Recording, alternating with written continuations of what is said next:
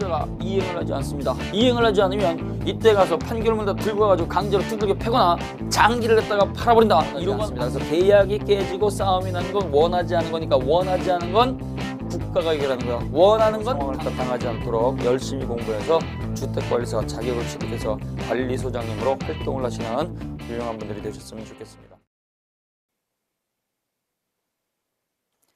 안녕하십니까. 2016년도 제19회 주택관리사 민법을 올윈에듀에서 강의하게 될 민법 김지현입니다. 우리 선생님들 이 주택관리사 시험을 통해서 자격을 갖다가 취득을 하시고 불확실한 미래를 대비하신다는 점에서 수업을 통해 만나뵙게 돼서 대단히 영광입니다. 저를 통해서 우리 선생님들이 원하시던 합격을 했다가 반드시 하셨으면 좋겠고, 또 저를 통해서 이 민법이라는 과목이 어떠한 과목이고, 또 이 민법이라고 하는 것이 공부 자체를 떠나서 실제 생활에 어떠한 도움을 주는지 같이 공부하기 정말 영광으로 생각합니다. 그래서 우리 선생님들이 이 과목을 통해서 합격이라고 하는 원하는 목표도 달성을 하시고, 그 다음에 우리나라가 국민 자체를 따가 스스로 보호하지 못하고 제대로 대우하지 못하기 때문에 이 자격증과 민법이라는 과목을 통해서 앞으로 어떠한 권리를 갖다가 주장할 수 있는지 생활을 갖다가 통해서 배우셨으면 좋겠습니다. 화이팅을 하셔야 됩니다. 대한민국은 좀 전에 말씀을 드렸지만 국민 개개인을 스스로 보호할 수 있는 그러한 힘이 있는 나라는 아닙니다. 그래서 불확실한 시대를 갖다가 살아가는 것은요, 내가 스스로 그 불확실한 시대를 대비하고 준비하지 않으면 길거리에서 파지 줍는 그러한 불쌍한 인생을 살 수도 있습니다. 파지 줍는 분들 대단히 용감하신 분들입니다. 자존심을 갖다가 땅에다가 이렇게 내버릴지언정 그 자존심과 상관이 없이 자신의 생계를 위해서 열심히 일하시는 분들이죠. 그러나 그 불쌍한 분들처럼 우리가 힘을 갖다가 많이 쏟아붓는다고 하더라도 정당한 대우라든가 그 정당한 보수를 갖다 받지 못한다고 한다면 이건 굉장히 불쌍한 일입니다. 힘든 일이죠. 자, 그래서 그러한 어려운 상황을 당하지 않도록 열심히 공부해서 주택관리사 자격을 취득해서 관리소장님으로 활동을 하시는 훌륭한 분들이 되셨으면 좋겠습니다. 자, 민법을 갖다가 들어가는데요. 간단하게 2015년도 제18회 시험하고 앞으로 보게 될 16년도 제19회 시험을 갖다가 분석 좀 해보도록 하겠습니다. 분석을 해야지 그 부분에 대해서 공부를 했다가 어떻게 할 것인지 우리가 조금 더 지혜롭게 대비할 수 있는 거죠. 자, 그래서 15년도 금년도 제18회 민법 시험의 출제 경향을 보게 되면 종합형 문제가 굉장히 많이 나왔습니다. 종합형. 이 종합형이라고 하는 것은요, 이론 요 부분이 결합이 되고, 그 다음에요 판례가 결합이 되고, 그 다음에 조문이라고 하는 게 있습니다. 법 조문이죠. 이러한 것들이 결합이 돼서 출제가 되는 거죠. 그러니까 어느 한 부분을 갖다가 묻는 게 아니에요. 그래서 민법이라고 하는 것이 구조가요, 민법 총칙이라고 하는 것이 있고, 그 다음에 물권이라고 하는 것이 있고, 그 다음에 채권이라고 하는 것이 있고, 친족, 그 다음에 상속이라고 하는 5개 편으로 되어 있는데요. 이 민법 총칙, 그 다음에 물권, 채권은 우리 시험범위죠. 그래서 이러한 민법 총칙과 물권, 채권을 갖다가 전부 다 하나의 문제로서 결합해서 낸다는 거죠. 하나의 문제로 결합해서 출제를 한다는 얘기는 예전처럼 딱 민법 총칙에서 문제를 갖다가 발췌를 하거나 채권에서 발췌를 하거나 이런 문제가 아니라는 얘기죠. 왜? 시험 범위가 합쳐졌으니까 당연히 종합형으로 문제가 출제가 된다는 얘기입니다. 그래서 혼자서 공부하던 시대는 당연히 지나간 거고요. 법을 전공하지 않으신 분들이 어떻게 혼자 공부하겠어요. 그래서 혼자서 공부할 수 있는 시험은 분명히 아닌데, 그렇다고 하더라도 제일 중요한 건 유기적으로 전 범위를 갖다가 연결하는 공부를 갖다가 하셔야 된다는 겁니다. 그래서 유기적으로 전 범위를 갖다가 연결해서 공부를 갖다가 하셔야지만 이 시험을 갖다가 잘 볼 수 있다는 얘기죠. 구슬이 많이 흩어져 있어요. 그 구슬이 많이 흩어져 있는데 그것을 갖다가 많이 갖고 있다고 해가지고 상품성이 있거나 그런 건 아니잖아요. 그 구슬을 갖다가 끼워서 적어도 눈에 드는 장식품을 갖다가 만들어야지만 그때 비로소 합격이라고 하는 말이 나올 수 있는 겁니다. 자, 그래서 일단은 종합형 문제의 출제가 많다. 그 다음에요, 판례를 갖다가 묻는 문제가 거의 대부분이다. 법원 판결이죠. 그래서 이 판례를 갖다가 많이 묻기 때문에 우리 선생님들이 판례를 갖다가 중점적으로 대비하셔야 됩니다. 그러면 판례집을 갖다가 따로 보느냐, 그건 나중에 임박했을 때 중요한 판례다 따로 정리하시면 되는 거고요. 제가 올린에듀에서 출간한 이 교재 자체가요, 판례 지문으로 되어 있는 겁니다. 그래서 시중에 있는 법대 교수님 책들도 전부 다 판례를 갖다가 위주로 교과서가 편집이 되어 있고, 그 다음에요, 이러한 수험서로서 지금 우리 선생님들이 같이 공부하시는 기본서도 판례 위주로 정리가 되어 있으니까 이 교과서를 갖다가 잘 읽어 놓으시면 되는 거예요. 그 다음에요, 사례형 문제가 많이 나옵니다. 사례형 문제. 이 사례형 문제라고 하는 것은요, 갑을병정의 관계로 묻는다는 거죠. 갑과 을 사이에 이런 법률 관계가 있을 때 또는 갑을병 사이에 이런 법률 관계가 있을 때 당사자 사이에서 어떠한 권리와 의무를 갖다가 주장할 수 있느냐라고 하는 건데요. 이러한 문제는 오히려 이론형보다 조금 더 수월할 수가 있습니다. 근데 처음부터 갑을병의 관계를 갖다가 연습을 했다가 안 해놓으시면 이러한 것들을 갖다가 보셨을 때 오히려 싫어. 이러한 느낌을 갖다 갖고 계신 분들이 있어요. 그러면 안 되는 거예요. 갑을병은 반드시 그림만 잘 그리시면 된다. 이것도 수업을 통해서 우리가 많이 연습을 할 겁니다. 그 다음에 박스형 문제가 있어요. 박스형 문제. 흔히 얘기하는 거 이 박스형 문제는 고르기죠. 보기를 갖다가 5개 정도 주고 그래서 4개에서 5개 정도 박스에다가 주고요. 다음 보기 중 맞는 걸 전부 고르면 틀린 걸 전부 고르면 이런 문제가 나온다는 얘기죠. 그래서 단순 암기식 문제는 나오지 않기 때문에 그 부분을 갖다 염두에 두시고 처음부터 끝까지 교과서를 갖다가 정독하는 연습을 갖다가 하시는 게 가장 좋습니다. 시간이 부족하다고 하더라도 일단은 정독은 한번 하셔야 돼요. 왜?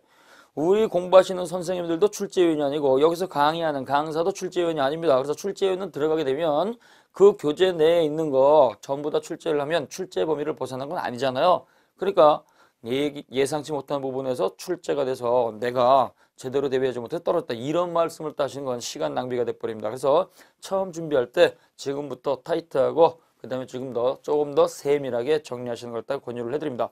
한 번 시작을 해서 한 번에 끝나는 것이 시험이지 한 번 시작을 해서 2번 이상 반복하게 되면 그때는 정력의 낭비가 되는 거예요. 건강도 낭비가 되고 시간도 낭비가 되고 그 다음에 기타 경비도 낭비가 되는 거죠.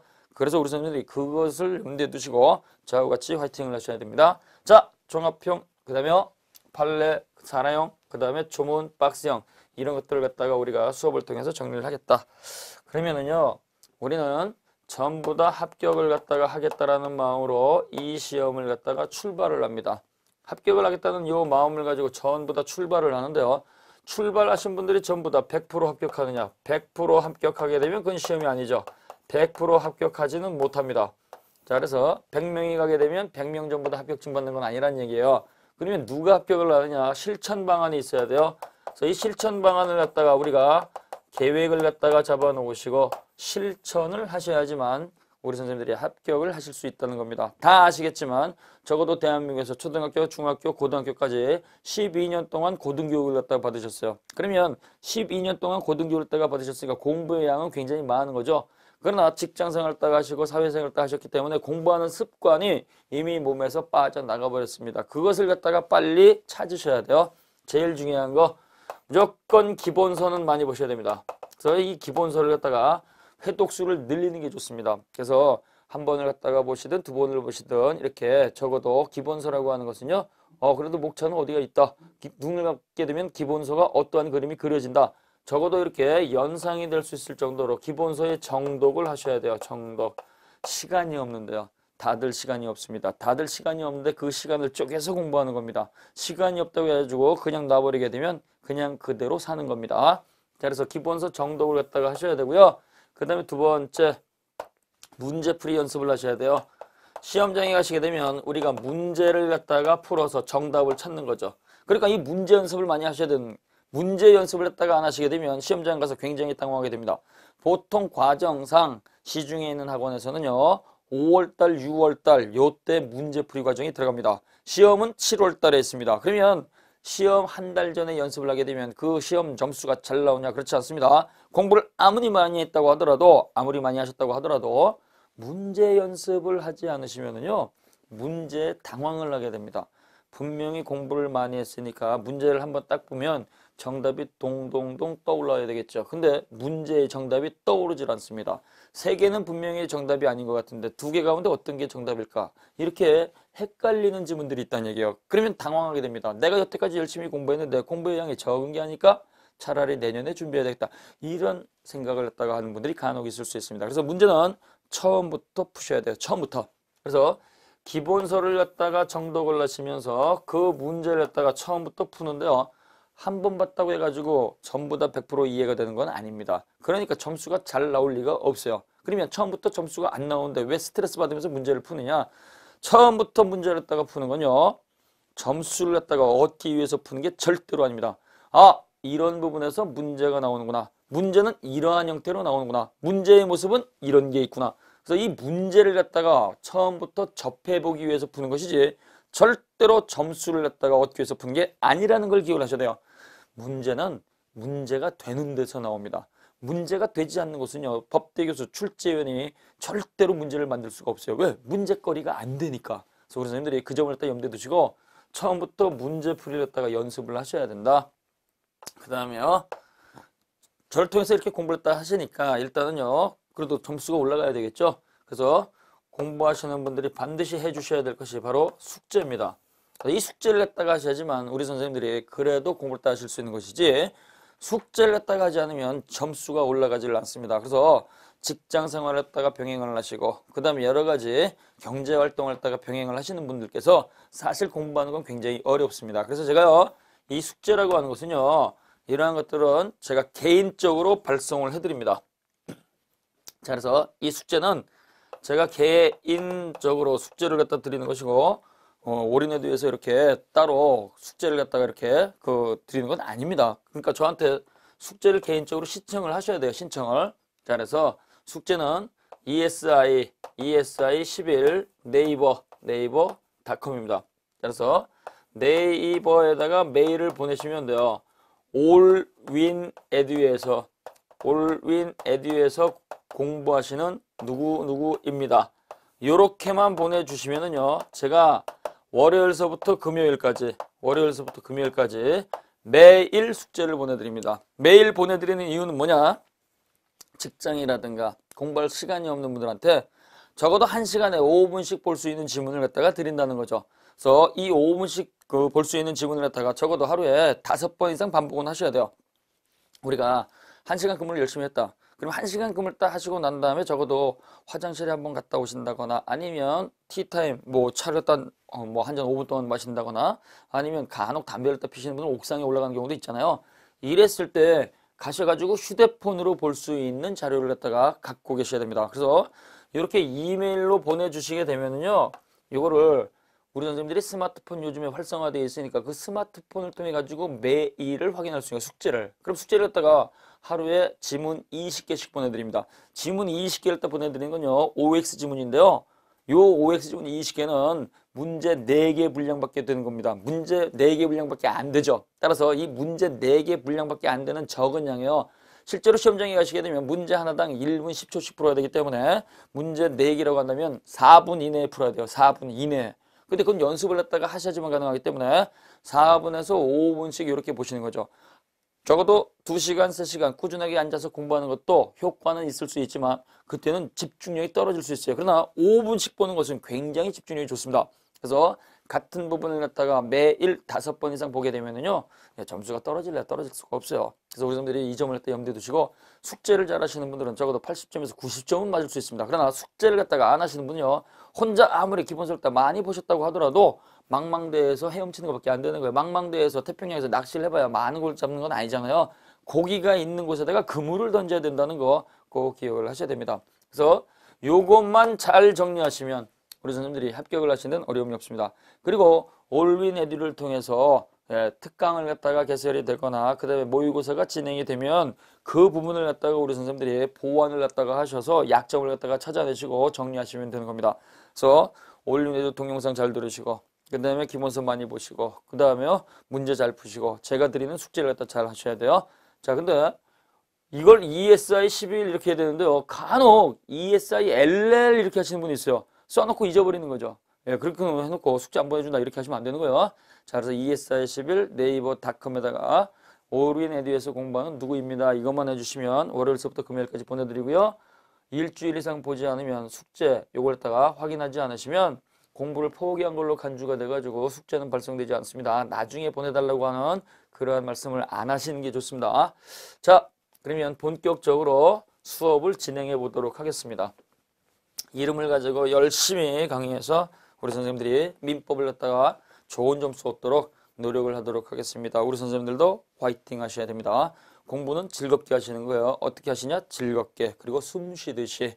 숨 쉬는 거 힘들지 않습니다. 그래서 우리가 시험장 가시게 되면 숨 쉬듯이 문제를 다 잘 푸셔야지, 긴장해가지고 무엇을 묻는지 모른다 이렇게 하게 되면 시험 떨어지는 겁니다.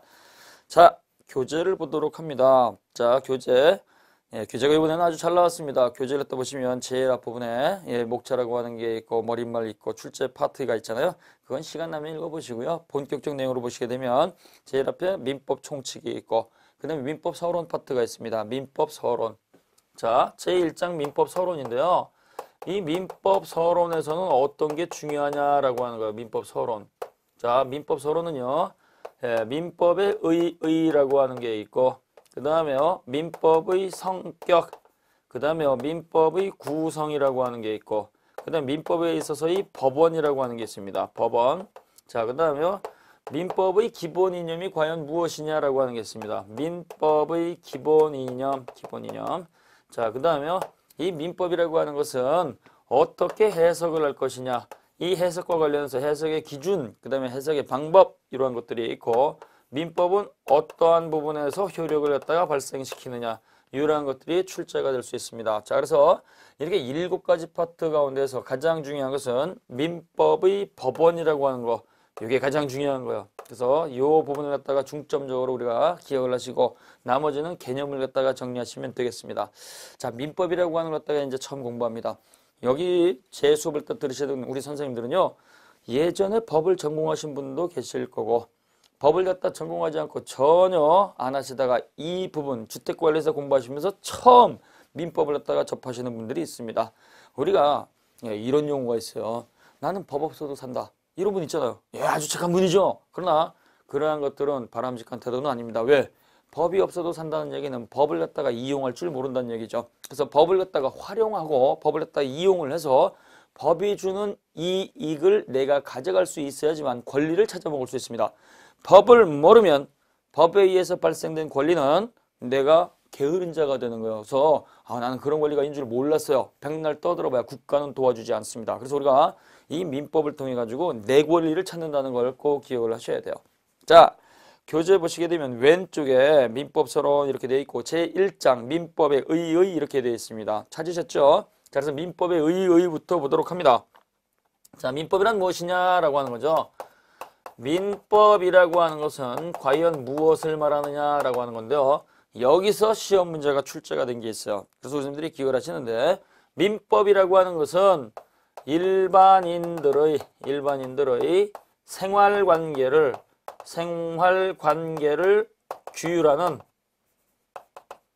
규율하는 법이다. 이렇게 교과서에 들어가 있습니다. 자, 그래서 민법은 일반인들의 생활관계를 규율하는 법이다. 이러한 민법은 가장 대표적인 일반사법이다. 이렇게 되어 있잖아요. 그래서 일반인을 갖다가 동그라미 해놓으시고 그 다음에 생활관계를 동그라미 해놓으시고 그 다음에 대표적인 일반사법 동그라미 해놓으세요. 자, 그래서 민법이라고 하는 것은요. 어떤 사람을 대상으로 하느냐? 예, 모든 사람을 대상으로 한다는 얘기예요. 모든 사람. 그래서 일반인은 모든 사람을 갖다가 대상으로 하는 거니까 특별한 사람을 대상으로 하는 것도 아니고 그 다음에요. 일부 제한된 사람을 갖다가 대상으로 하는 것도 아니죠. 그래서 여기 일반인에는 대통령도 당연히 포함되는 것이고 그 다음에요. 외국인으로서 대한민국에 들어와 여행을 하는 관광객도 당연히 포함되는 것이고 이제가 태어났지만 출생신고를 하지 않은 어린 아이도 포함이 되는 거예요. 그래서 여기 모든 사람이라고 하는 것은요. 예, 말 그대로 대한민국에 있는 모든 사람을 갖다가 대상으로 한다는 거 꼭 기억하셔야 돼요. 그래서 대통령도 민법에 적용을 받는 것이고 그 다음에 외교관도 민법에 적용을 받는 것이고 갓 태어난 아이 있어요. 출생신고를 하지 않은 갑이라고 하는 어린아이 태어났으니까 사람이죠. 너는 출생신고 안 했으니까 사람이 아니야. 이런 말을 하면 안 돼요. 그래서 출생신고하지 않은 갑이라고 하더라도 당연히 사람이니까 민법에 적용을 받는 거예요. 출생신고하기 전에 그 부모님이 사고당해서 돌아가셨다. 그럼 어떻게 돼요? 당연히 출생신고가 없다고 하더라도 그 부모님의 자녀가 되는 거니까 상속받는 거죠. 자, 그 다음에요. 또 누가 있느냐? 외국 관광객이죠. 외국인으로서 관광을 하고 있는 중국인 을이다. 그럼 어떻게 돼요? 우리나라 들어와가지고 물건을 갖다 사고 팔아서 매매 계획을 갖다 체결을 하게 되면 당연히 민법에 적용을 받으니까 돈 지급해야 된다는 얘기예요. 그래서 이걸 보기로 한번 다음 중 민법에 적용을 받는 사람이 아닌 걸 고르면 이런 문제가 나왔었어요. 꼭 기억을 하셔야 돼요. 대통령도 물건을 갖다가 샀다 그러면 매매 계약 규정이 적용이 되는 거예요. 대통령도 부동산을 갖다 샀다 그러면 당연히 등기를 가지고 와야지만 소유권을 취득하는 겁니다. 그 다음에 외교관이 있어요. 외교관은 치해권자 또는 외교사절을 그러는데요. 이 외교관이라고 하더라도 국내에 들어왔으니까 매매 계약을 따 체결을 했다, 임대차 계약을 따 체결을 했다. 그러면 당연히 민법의 적용을 받는 거예요. 주한 미국 대사가요. 대사관저에서 나와가지고 인사동을 갔다가 돌아다니다가 설렁탕 집에 들어가서 맛있게 먹었어요. 맛있게 먹었다고 한다면 당연히 돈 지급해야 되죠. 나는 대사니까 돈 안 줘. 이러면 안 돼요. 이 외교관 치외법권자라고 하는 사람들은요. 공법의 적용을 받는 게 아니죠. 그래서 행정법이라든가 그 다음에 형법이라든가 이런 형사소추와 관련된 것은 대한민국 법을 갖다 적용받지 않습니다. 그러나 민법은 사법관계이기 때문에 당연히 외교관도 민법의 적용을 받는 거예요. 자, 그 다음에 생활관계라고 하는 게 있습니다. 자, 이 생활관계인데요. 생활관계는 우리가 눈 뜨면 보이는 걸 생각하시면 돼요. 우리가 눈 뜨면 보이는 건 뭐가 있어요? 눈 뜨면 보이는 건 제일 먼저 가족이 들어오잖아요. 옆에 있는 그 다음에 가족들로서 부부라든가 그 다음에 자녀라든가 부모님이라든가 제일 먼저 보이는 건 가족입니다. 그 다음에 고민하는 게 뭐예요? 우리 가족들이 오늘 하루 돈을 갖다가 어떻게 마련해서 쓸 것이냐, 재산관계죠. 그래서 자연인 갑이라고 하는 사람이 매일같이 눈 뜨게 되면 가족관계 요것이 눈에 보이고 그 다음에 재산 요 경제적 이익이 눈에 보인다는 얘기예요. 그래서 일반인들의 생활관계는 재산관계하고 가족관계로 나누게 되는데요. 이 재산관계는 우리가 물권이라고 하는 것이 있고 그 다음에 채권이라고 하는 것 있습니다. 그래서 재산관계는 물권과 채권으로 구성이 되는 거예요. 뭐라고요? 물권과 채권으로 구성된다 그랬습니다. 재산관계는 물권과 채권 이렇게 구성이 되고요. 그 다음에 가족관계는요. 친족과 상속으로 구성이 됩니다. 친족과 상속으로 구별이 돼요. 자, 그래서 이렇게 민법이라고 하는 것은 재산관계, 가족관계 둘로 나누게 되고 재산관계는 물권, 채권 둘로 나누게 되고 그 다음에 가족법관계는 친족과 상속으로 나누어지게 됩니다. 그럼 여기 물권이 과연 뭐냐 이거죠. 물권은요. 물건을 지배할 수 있는 권리요. 그래서 사람, 특정인 갑이라고 하는 사람이 자기가 갖고 있는 물건을 마음대로 쓸 수 있는 권리가 바로 물입니다. 그래서 예를 들어서 갑이라고 하는 사람이 토지를 소유하고 있어요. 토지. 땅을 갖고 있어요. 땅을 갖고 있으면 그 땅은 법이 정한 한도 내에서 갑이 건물을 지을 수도 있고 나무를 갖다가 심을 수도 있고 경작을 낼 수도 있고 그 다음에 다른 사람이 빌려주고 사용료 받을 수도 있고 그냥 방치해서 잡초가 자라도록 냅둘 수도 있어요. 그래서 소유를 갖다가 했다. 그러면 이건 물건을 가지고 있는 건데요. 물건을 갖다가 지배할 수 있는 권리는 다른 사람한테 절대로 간섭받지 않습니다. 그래서 물건에 대해서 마음대로 쓸 수 있고 마음대로 할 수 있는 권리를 우리는 물권이라는 말을 쓰는 거예요. 그래서 사람이 물건을 독점적으로 쓰는 거죠. 독점이라고 하는 거니까 뭐요? 간섭받지 않는 거죠. 간섭받지 않는 걸 우리는 지배한다라는 말을 씁니다. 역사적으로 우리는 일본 놈들이라고 하는 나쁜 놈들한테 나라를 갖다가 뺏겨가지고 지배를 당했습니다. 지배는 뭐요? 간섭받지 않을 권리를 말하는 거예요. 그러니까 일본이 그 당시에 유럽의 깡패들이라든가 미국이라든가 러시아라든가 중국같이 힘 좀 쓰는 어깨에다가 힘 주고 도는 나라들한테 우리가 식민지로 삼았으니까 너희들 우리 조선을 갖다가 손대지 마. 조선은 일본이 지배할 거야. 그래서 이 지배라고 하는 것은 간섭받지 않을 권리를 말합니다. 간섭받지 않을 권리를 갖다가 지배권이라고 하기 때문에 이 지배권을 갖다가 간섭하게 되면 그때는 그 즉시 불법 행위가 성립하는 거예요. 자, 그래서 독점적 권리다, 지배할 수 있는 권리다, 다른 사람의 방해를 갖다 받지 않으니까 배타성을 갖는 권리다. 따라서 방해받지 않기 위해서는 반드시 공개적 표시가 있어야 돼요. 공시의 원칙이 적용이 됩니다. 공시의 원칙이라고 하는 게 있어요. 공시. 그럼 뭐요? 공개적으로 표시한다는 거죠. 그래서 부동산 소유권을 갖다가 표시하기 위해서는 반드시 공적 대장 등기부에다가 표시를 해야 되고 그 다음에 동산이라고 하는 것은 등기부와 같은 대장이 없으니까 가지고 있어야 돼요. 그래서 시계를 가지고 있으면 일단은 소유권이 있다라고 인정이 되는 거죠. 그래서 소유권을 추정을 해주는 거예요. 그 다음에요. 예, 우리가 또 뭐 카메라를 갖다가 목에다 걸고 있다. 그럼 어떻게 돼요? 걸고 있다 그러면 역시 점유하고 있는 거니까 이것도 소유의 의사를 가지고 소유자인 것처럼 가지고 있겠구나라고 추정을 해준다는 얘기입니다. 그래서 우리가요. 가지고 있다라는 말을 갖다가 일반 생활에서 많이 쓰게 되는데요.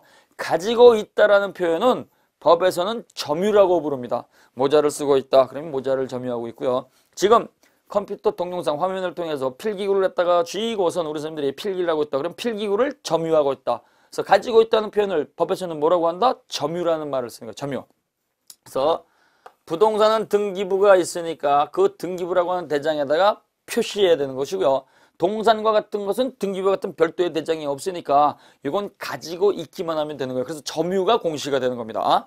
자, 그래서 이렇게 물권이라고 하는 것은 사람이 물건을 독점적으로 마음대로 쓸 수 있는 권리를 말하는 것이고, 지배권이다.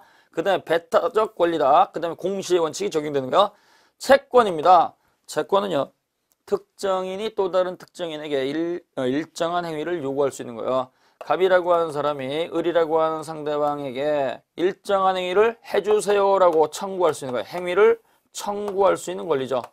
자, 그래서 이런 것들은요, 특정인이 상대방에 대해서 행위를 갖다가 해달라고 하는 거니까 그 상대방에게만 주장하는 거죠. 다른 사람한테는 원칙적으로 주장할 수가 없습니다.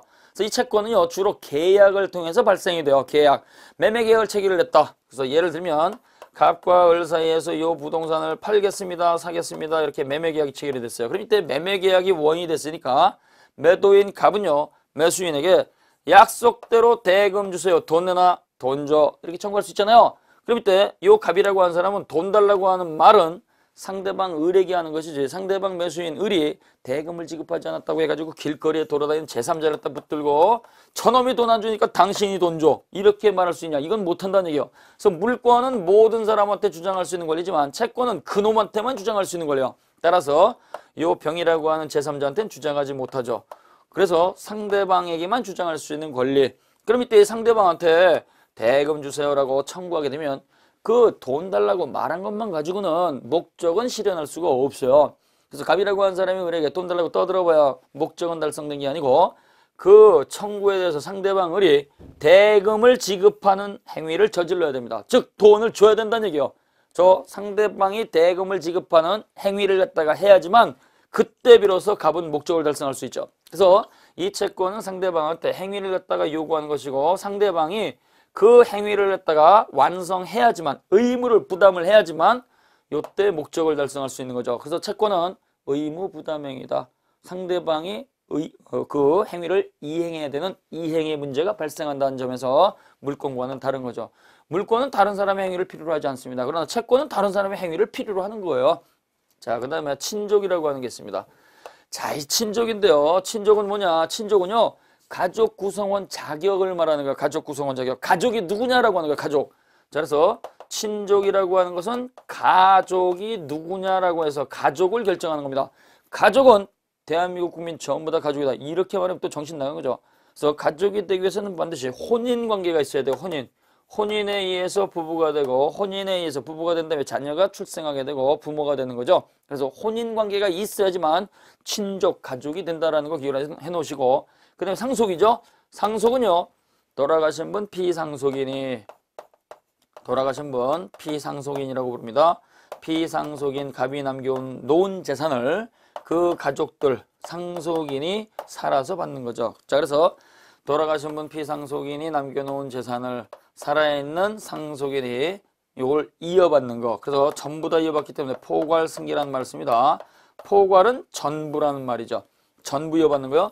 돌아가신 분이 아버지다, 남겨진 분이 아들이다, 아버지가 남겨온 재산에서 내가 원하는 권리만 갖겠습니다, 의무는 나쁜 거니까 안 받겠습니다, 이렇게 골라서 갖는 게 아니죠. 그래서 골라서 갖는 걸 우리가 특정승계라고 하는데 특정승계가 아니고 전부 다 떠하는 거여서 포괄승계죠. 그래서 돌아가신 분이 남겨놓은 재산을 살아있는 분, 상속인이 받는 것을 갖다가 우리는 상속, 이렇게 부르는 거예요.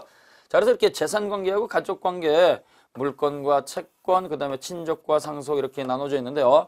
이 재산관계, 가족관계에 공통 적용되는 모든 법원칙을 따로 뽑아놓은 것을 우리는 민법, 총칙, 이렇게 부릅니다. 자, 그래서 민법이라고 하는 것이 재산관계하고 가족관계로 나눌 수가 있는데, 재산관계와 가족관계에 공통으로 적용되는 모든 법원칙이죠.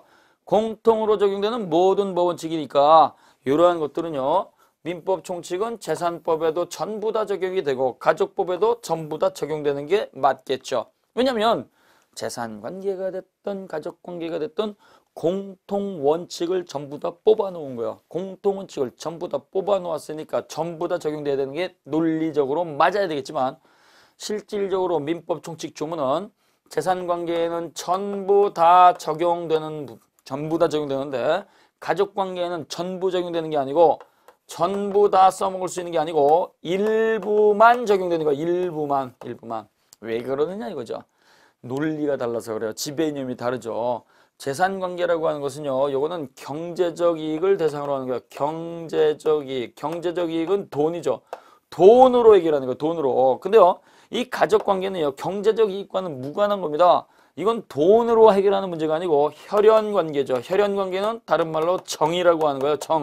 정으로 해결하는 관계예요. 그래서 돈으로 해결할 수 있는 것은 재산관계 전부 다 적용이 되는 거예요. 근데 이 가족법 관계는 민법 총칙 조문에서 돈으로 해결하는 조문은 써먹을 수가 없다라는 겁니다. 그래서 재산관계는 민법 총칙이 전부 다 적용이 된다. 그러나 가족관계는 요거는 경제적 이익을 대상으로 하는 민법 총칙 조문은 들어갈 여지가 없다. 자, 그래서 예를 들면 아버지하고 그 다음에 부모님이 계십니다. 그 다음에 자녀가 있습니다. 자녀가 대학교를 졸업을 했다가 앞두고 취업이 돼야 되는데요. 요즘 경기가 안 좋다 보니까 청년들 일자리가 많이 없지 않습니까? 그랬더니 이 50대 중반에는 가장들, 그 다음에 부모님들이 가장 고민하는 것이 이 취업을 못하는 자녀들을 갖다가 부양하는 것이 또 다른 심리적 고통이 되는 거예요. 그래서 예를 들어서 야, 내가 너를 갖다가 여태까지 키워주고 먹여주고 재워주고 대학교까지 졸업을 했다 시켰는데 여태까지 취업이 안 됐으니까 너는 돈을 못 벌어오니까 아들도 하냐? 이런 말을 갖다가 상처받게 하면 될 수 있냐 이거죠. 아니란 얘기예요. 그래서 돈을 많이 벌어오든 안 벌어오든 부모님이고 돈을 갖다가 벌어오든 안 벌어오든 자녀관계죠. 그래서 돈으로 해결할 수 있는 조문은 가족관계는 당연히 들어갈 수가 없다라는 것을 꼭 기억을 하셔야 돼요. 그러니까 논리가 다르다는 얘기예요. 그러나 이 재산관계는 뭐예요? 나한테 이득이 되면 저지르고 나한테 손해가 되면 저지르지 않죠. 그래서 우리 선생님들이 요 점을 갖다 염두에 두셔야 돼요. 자, 그 다음에 우리가 민법 총칙, 그래서 우리가 이 민법의 구조를 보게 되면 민법은요, 총칙, 그 다음에 물권, 채권, 친족, 상속 이렇게 5개로 구별이 되는 거예요. 5개로. 요 5개로 구별이 되어 있어서 민법 총칙을 우리는 1편 이렇게 부르고요. 그 다음에 물권을 2편, 그 다음에 채권을 3편, 친족을 4편, 상속을 5편 이렇게 5개의 편으로 구별이 되어 있는 겁니다. 이 5개의 편으로 구별이 됐다 그래서 민법은요. 편으로 구별한다 그래서 편별식이라는 말을 쓰는 거예요. 편별식. 편으로 구별한다. 그래서 편별식이라는 말을 씁니다. 이 편으로 구별하는 방식은요. 우리 전통적인 그 구별 방법이 아니고 독일에서 수입한 방식입니다. 독일식이죠. 독일식. 왜 독일에서 법을 갖다가 수입을 했느냐? 아시잖아요. 일본 놈들이 우리나라를 갖다가 식민지로 삼아가지고 모든 걸 갖다가 전부 다 말살시켜버렸습니다. 독립운동을 갖다가 탄압하려고 의병 자체를 갖다가 전부 다 어떻게 했어요? 예, 의병을 갖다가 아주 힘들게 만들고 독립운동 하시는 분들 갖다가 고문을 하고 전부 다 없애버렸잖아요. 그것뿐만이 아니라 법도 없애버렸죠. 법을 없애버리고 말도 없애버렸어요. 그러다 보니까 해방이 된 것까지는 참 좋은데 해방되고 나서 바로 쓸 법이 없던 나라였죠. 그러니까 불쌍한 나라입니다. 남의 나라한테 이 폭정에 시달리다 못해 모든 걸 잃어버려가지고 해방이 됐는데도 불구하고 그 법을 갖다가 당장 쓸 게 없어가지고 급하게 법을 수입한 나라예요. 그래서 법을 갖다가 수입을 했는데 어디에서 수입했느냐? 독일에서 수입한 거예요. 그래서 독일도 우리 법과 그 뼈대 구조는 똑같습니다. 민법 총칙, 물권, 채권, 친족, 상속 이렇게 5개의 편으로 되어 있어요. 그래서 독일식 구별법입니다. 그래서 이 독일식 편별법인데요. 독일에서는 이러한 방식을 원어로 뭐라고 부르냐? 판덱텐식이라고 불러요. 판덱텐식. 그래서 판덱텐식이다. 근데 시험 문제는 요게 나왔어요. 제가 무슨 뭐 유식하게 뭐 독일어를 갖다가 쓰고 한자어를 쓰고 그런 게 아니고 시험에 나온 단어는 제가 한 번씩 말씀을 드릴 겁니다. 그래서 판덱텐식 요 단어를 기억을 하셔야 돼요. 우리 민법의 구별 방식은 판덱텐식이다. 이렇게 나왔다는 얘기죠. 그래서 판덱텐식은 뭐냐? 독일과 마찬가지로 5개의 편으로 구별하는 방식이다.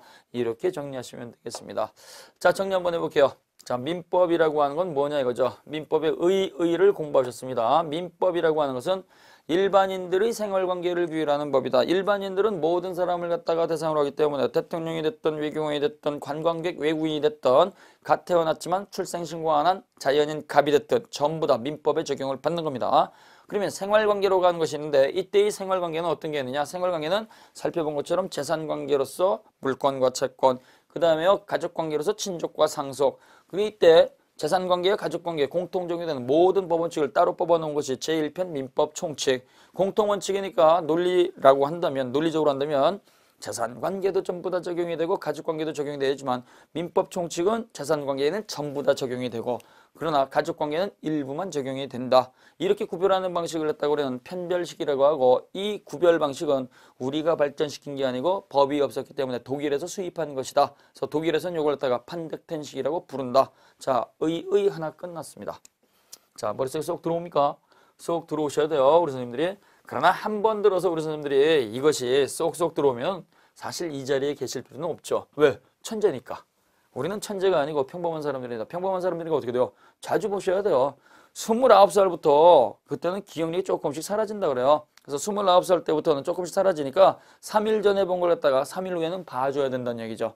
꼭 기억을 하시면 돼요. 자, 그래서 의 하나 잘 정리해 놓으시고 두 번째, 이러한 민법은 어떠한 성격을 갖냐 이거죠. 민법의 성격입니다. 자, 그래서 이 민법은 어떠한 성격을 갖냐면 민법은 사법이지 공법이 아닙니다. 사법이지 공법이 아니다.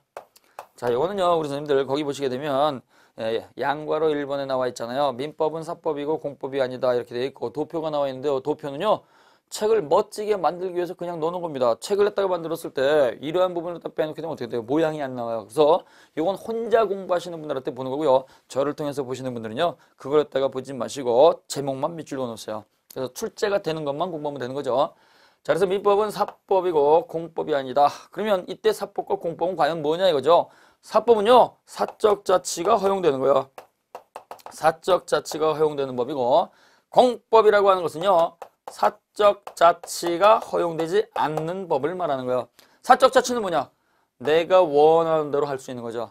그 사람 개인이 자기가 원하는 걸 갖다가 마음대로 할 수 있는 걸 갖다가 우리는 사적 자치라는 말을 씁니다. 그래서 재산관계는 나한테 이득이 되면 저지르는 거예요. 그 물건이 나한테 이로우면 내가 그 물건의 소유권을 취득하는 것이고 내가 사는 것이 유리하다 그러면 매매계약 체결을 하는 거죠. 그래서 이 채권이 됐든 물건이 됐든 경제적 이익을 갖다 대상으로 하는 건요. 나한테 이득이 돼야지만 저지르고 손해가 나면 저지르지 않습니다. 그러니까 할 것이냐 말 것이냐는 사람의 마음, 그 사람 마음 자유죠. 따라서 이러한 사적 자치가 허용되는 것이 바로 사법이에요. 또 혼인도 마찬가지죠. 내가 원했을 때 혼인을 하는 것이고 내가 원하지 않으면 혼인 안 하는 거죠. 그래서 이렇게 자기가 스스로 결정할 수 있는 자유를 우리는 사적 자치라고 하고 사적 자치가 허용되는 것이 바로 사법이죠. 따라서 대등한지 이유에서 주고받는 거예요. 사시겠습니까? 네, 살게요. 수평관계죠. 그래서 이러한 사법은 수평관계로서 대등한 지위에서 주고받는 겁니다. 근데요, 이 공법이라고 하는 것은 사적 자치가 허용되지 않으니까 내가 내 맘대로 할 수 있는 게 아니에요. 국가 권력에 의해서 복종을 강요당하는 거죠. 그래서 이 공법관계는 국가라고 하는 권한이 있는 국가 권력으로부터 일반 국민 갑이 복종을 강요당하는 거예요. 복종. 그래서 복종을 갖다가 강요당하는 관계를 우리는 이걸 갖다가 공법관계라고 하고 이러한 것들은 수평관계가 아니고 수직관계죠. 수직관계. 또 다른 말로 불평등관계예요. 불평등관계. 자, 우리가 국민으로서 국가에 대해서 해줘야 될 것들이 있습니다. 세금을 내는 경우에 납세의 의무, 그 다음에 국방, 군인 갔다 와야 되는 거죠. 국방의 의무, 그 다음에 교육을 갖다가 받을 의무, 그 다음에 근로를 갖다가 해서 나라를 갖다가 살찌울 의무, 이러한 것들이 있습니다. 이걸 4대 의무라고 하는데요. 예를 들면 납세 의무를 갖다 예를 들게요. 갑이라고 하는 요분한테 세금 고지서 이걸 갖다가 발부를 했습니다. 세금 내야 되죠. 이랬을 때 갑이라고 하는 사람이 금년도에 내가 원했던 경제적 수익은 1억 원 이상이었는데 1억 원 이상을 갖다가 벌지 못했으니까 세금 못 내겠습니다. 이렇게 자유롭게 거부할 수 있냐? 거부 못한다는 얘기죠. 그래서 자유롭게 자기의 의사를 실현하지 못하는 걸 공법관계라고 하는 거예요. 그래서 사법관계, 공법관계 나눌 수가 있는데요. 민법이라고 하는 것은 대등한 지위에서 주고받는 거니까 사적 자치를 실현해주는 가장 대표적인 사법입니다. 사법. 자, 그래서 우리 선생님들이 사법이다. 근데요, 이러한 사법과 공법을 갖다가 구별하는 것은요, 그 옆에 페이지 오른쪽에 보시게 되면은, 거기 동글맹이 3번이 나와 있어요. 공법과 사법의 구별 곤란이게 현대 민법의 특징입니다. 그래서 왜 그러냐?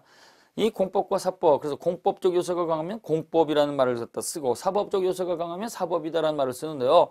공교롭게도 사법과 공법의 두 가지 요소를 다 갖고 있는 법들이 있어요. 그래서 예를 들게 되면, 노동법이라고 하는 게 있고, 노동법. 그 다음에 경제법이라고 하는 게 있고 사회보호장법과 같은 거 이런 법들이 있어요. 자, 근데 이 노동법 같은 경우에 갑이라고 하는 사장님하고 을이라고 하는 근로자가 근로계약을 체결합니다. 당신을 갖다가 직원으로 채용하겠습니다. 네, 당신을 갖다가 사장님으로 모시고 근로하겠습니다. 이건 두 사람의 자유죠. 사장이 싫으면 어떻게 돼요? 근로 안 할 수도 있고 또 직원이 싫으면 채용 안 할 수도 있잖아요. 그래서 이런 고용계약은 사실은 자유입니다. 근데요, 이 고용계약 때 체결을 해가지고 직장을 갖다 이렇게 다니고 있는데 그 근로자가요, 부당쟁의행위를 했다가 발생을 시키거나 또는 이렇게 부당한 대우를 했다가 직원한테 한다거나 그러면 이제 문제가 생기죠. 그래서 이 노사관계에 문제가 생기면 그때는 국가가 강제적으로 해결하는 경우가 있습니다. 그래서 체결은 자유지만 문제가 생기면 국가가 강제로 하니까 이건 사적 자치가 허용되는 반면에 국가의 복종을 갖다가 하는 부분도 있죠. 두 가지 요소를 다 갖고 있다는 얘기예요. 이 두 가지 요소, 사법적 요소도 가지고 있고 공법적 요소도 가지고 있어서 둘 다 가지고 있는 것은요, 사법이라고 부를 수도 없고 공법이라고 부를 수도 없어요. 따라서 이러한 것들을 우리는 사법도 아니고 공법도 아니니까 제3의 법이란 말을 씁니다. 제3의 법, 이걸 갖다 또 다른 말로 중간법 그래요. 중간법. 이러한 법들이 나온다는 얘기는 공법과 사법을 갖다 구별하기가 더욱더 어려워진다는 얘기죠. 사회가 자꾸 발달하고 복잡해지니까 그냥 사적 자치 그래 국가가 강령 이렇게 이분법적으로 나눌 수가 없다라는 얘기예요. 둘 다 가지고 있는 것도 나온다는 얘기죠. 그래서 시험 문제 유치하게 나왔습니다. 공법과 사법적 요소를 둘 다 갖고 있는 중간법의 출현은 공사법 구별을 용이하게 한다. 그러면 안 되죠. 더 어렵게 한다는 얘기예요. 자, 그 점을 갖다 염두에 두시면 되겠고요. 그럼 이때 국가기관이라고 하는 게 있는데요. 그 밑에 판례를 갖다 보시게 되면 지방자치단체라든가 또는 시청이라든가 그 다음에 도와 같은 거 이런 지방자치단체가 있습니다. 지방자치단체도 당연히 국가기관입니다. 이 국가기관하고 계약을 하게 되면 국가하고 계약을 했으니까 공법이 적용되느냐? 적용되는 경우도 있고 적용되지 않는 경우도 있습니다. 국가기관 조달청이라고 하는 데다가요, 국가기관이 쓸 물건을 갖다 납품하게 되면 그때는 공법관계가 적용이 될 거예요. 그러나 국가기관이 국가기관으로서 행동하는 게 아니고 사경제 일반인의 지위에서 매매를 하는 경우 또는 임대차를 하는 경우 이랬을 때에는 일반인의 지위에서 계약을 체결을 했으니까 그때는 민법 사법관계가 적용된다는 거 기억하셔야 돼요. 국가기관 조달청이 각각 행정기관에다가 물품을 갖다가 공급하기 위해 가지고 물품을 갖다가 생산해서 납품하세요. 국가에다 납품하세요. 그러면 그때는 당연히 공법관계가 적용된다고 그랬습니다. 그러나 조달청 공무원들이 야유회를 갖다가 가기 위해서 맥주를 갖다가 10박스 주문했다 그러면 어떻게 돼요? 먹고 마시고 일반인과 똑같이 놀기 위해서 간 거죠. 이러한 것들은 사법관계가 적용된다는 거예요. 그래서 공법관계는 문제가 생기게 되면 행정소송으로 해결하는 것이고 사법관계는 문제가 생기면 민사소송으로 해결한다는 점에서 차이가 있는 겁니다. 그래서 그 판례를 딱 읽어보시면 되겠고요. 자, 그 다음 쪽에 보시게 되면 자, 왼쪽에 양괄호 2번에 보시면은요, 민법은 일반사법이고 특별사법이 아니다 이렇게 나와 있죠. 그래서 민법 두 번째 성격인데요. 제목만 밑줄로 놓으세요. 민법은 일반법이다. 일반법. 일반법으로서 뭐요? 사적 자치가 허용되니까 사법이다. 그 다음에요. 민법은 특별법이 아니다. 특별법. 따라서 특별법이 아니고 일반법으로서 이 사법이라는 얘기죠. 일반법은 모든 사람한테 언제나 누구에게나 제한이 없이 적용되는 것이고 특별법은 말 그대로 특별한 사람만 갖다가 대상으로 한다는 거예요. 그러면 이 일반법으로서의 사법은 가장 대표적인 것이 지금 우리가 공부하고 있는 민법입니다. 근데요, 특별법으로서의 사법은 과연 어떤 게 있느냐? 요건 상법이라고 하는 게 있어요. 상법. 상법은 특별한 사람 누구를 대상으로 하느냐? 상인을 대상으로 하는 거예요. 상인. 그래서 상인을 대상으로 해서 적용되는 법을 갖다 상법이라고 합니다.